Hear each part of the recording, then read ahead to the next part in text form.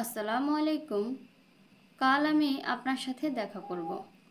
besok saya akan jumpa dengan nawa। besok saya akan jumpa dengan nawa এর অর্থ হচ্ছে কাল আমি আপনার সাথে দেখা করব। besok মানে হচ্ছে কাল, saya মানে হচ্ছে আমি, akan jumpa মানে হচ্ছে দেখা করব, dengan মানে হচ্ছে সাথে, awak মানে হচ্ছে আপনার। তাহলে besok saya akan jumpa dengan nawa, কাল আমি আপনার সাথে দেখা করব। মনে করুন আপনার অনেক ঠান্ডা লাগছে, তাহলে মালয় ভাষাতে এই কথাটি আপনি কিভাবে বলবেন? এই কথাটি আপনি তাকে বলবেন saya rasa sejuk। saya rasa sejuk এর অর্থ হচ্ছে আমার ঠান্ডা লাগছে। saya মানে হচ্ছে আমার, রাসা মানে হচ্ছে লাগছে, sejuk মানে হচ্ছে ঠান্ডা। তাহলে saya rasa sejuk আমার ঠান্ডা লাগছে। কিংবা আপনি মনে করুন আপনার অনেক গরম লাগছে, তাহলে মালয় ভাষাতে আপনি এই কথাটি কিভাবে বলবেন? এই কথাটি আপনি বলবেন হারি ইনি বানিয়েক পানাস। হারি ইনি বানিয়েক পানাস এর অর্থ হচ্ছে আজ অনেক গরম।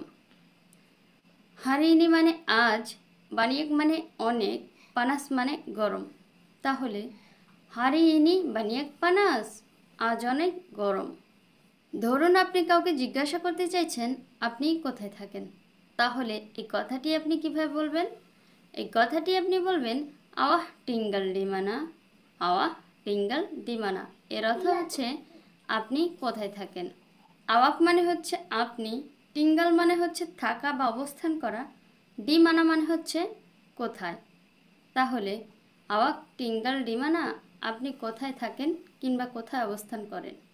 ধরুন আপনি কাউকে বলতে চাইছেন এখনও বেতন পাইনি, তাহলে এই কথাটি আপনি কিভাবে বলবেন? এই কথাটি আপনি বলবেন বেলুম ডাপাত গাজি।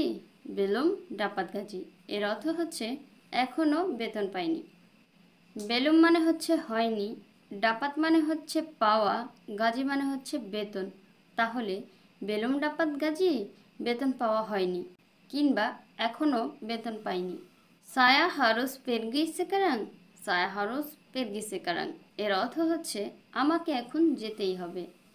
সায়া হারুস পেরগি সেকারাং, সায়া মানে আমাকে, হারুস মানে হবে, পেরগি অর্থ যাওয়া, সেকারাং অর্থ এখন।